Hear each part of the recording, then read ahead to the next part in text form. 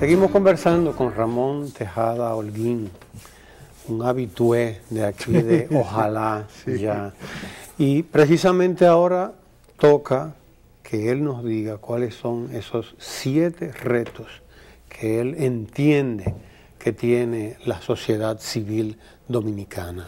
Sí, bueno, tomando en cuenta entonces esa multiplicidad de elementos y de organizaciones que vienen a conformar las organizaciones de la sociedad civil y la historia misma de las organizaciones de la sociedad civil, uno de los elementos que yo decía es que... Ramón, entonces de entrada estamos excluyendo las organizaciones patronales, sindicales y campesinas en esos desafíos, o tú los incluyes. Las sindicales las estoy excluyendo porque no se han...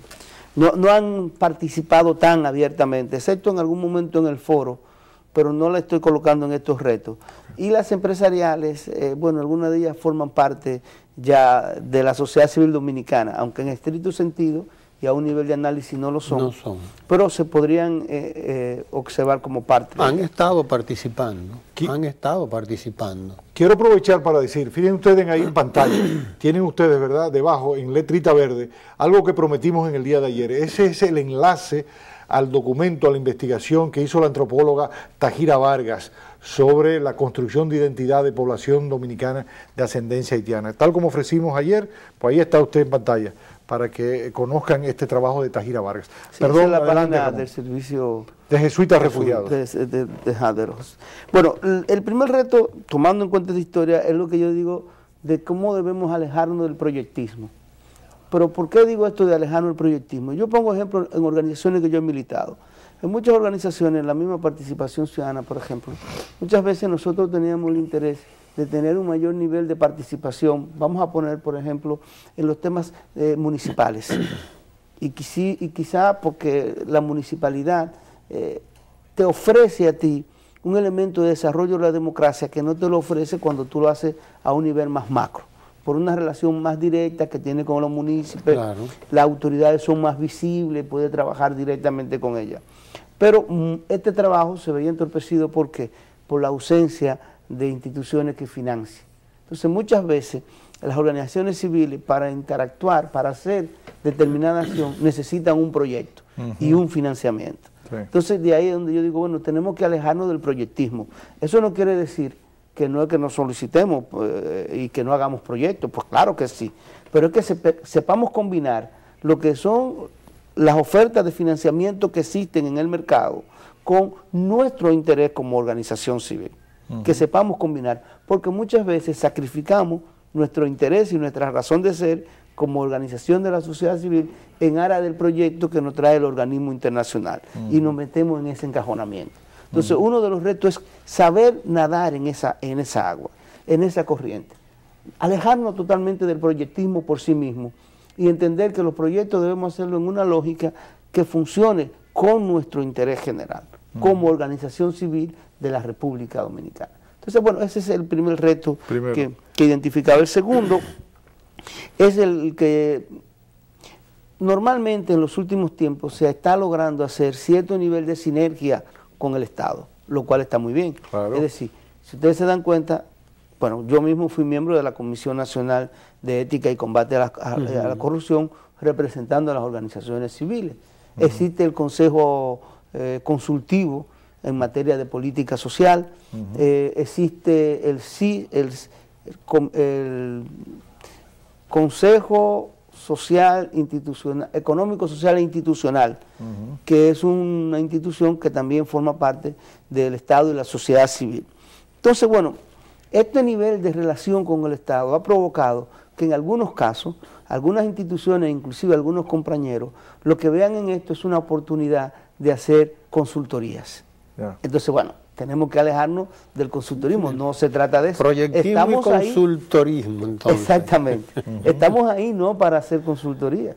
De hecho, yo siempre he dicho, por ejemplo, mientras yo fui miembro de la Comisión Nacional de Ética y Combate a la Corrupción, que era un cargo totalmente honorario, voluntario, sin ningún...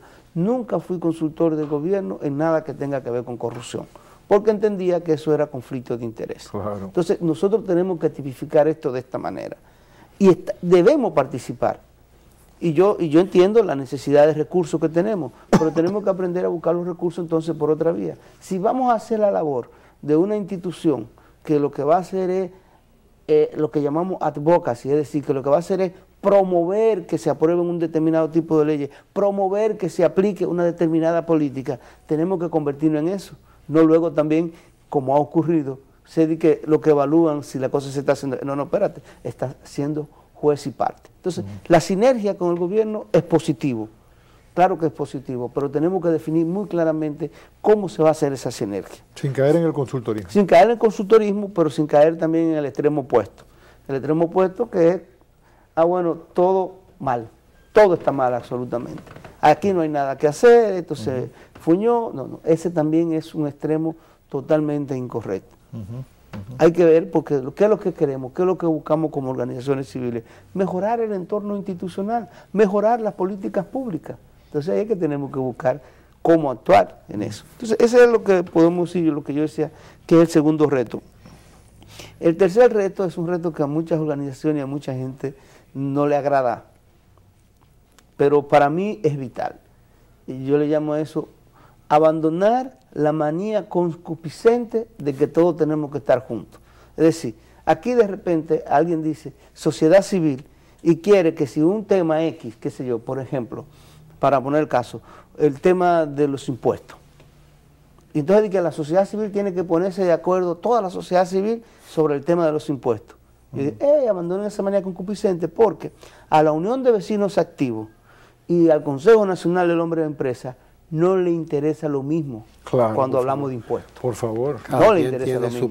Porque si la gente de la Unión de Vecinos Activos tuvieran, y seguro la tienen, un nivel de conciencia X, saben que para tener mejores políticas sociales, que para poder tener una inversión mayor en educación, para que haya un gobierno más eficiente, se necesita determinados impuestos.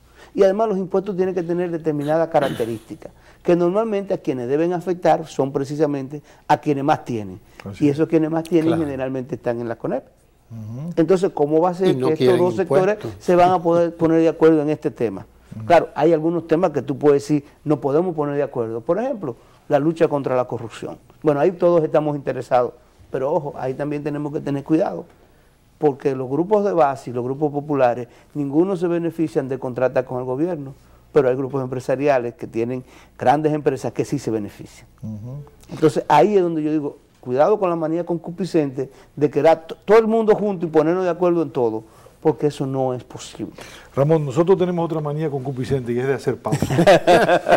Y tenemos que hacer una en esta ocasión, así que te pedimos por favor tu permiso. Nosotros para ir al cuarto desafío. Sí, así es.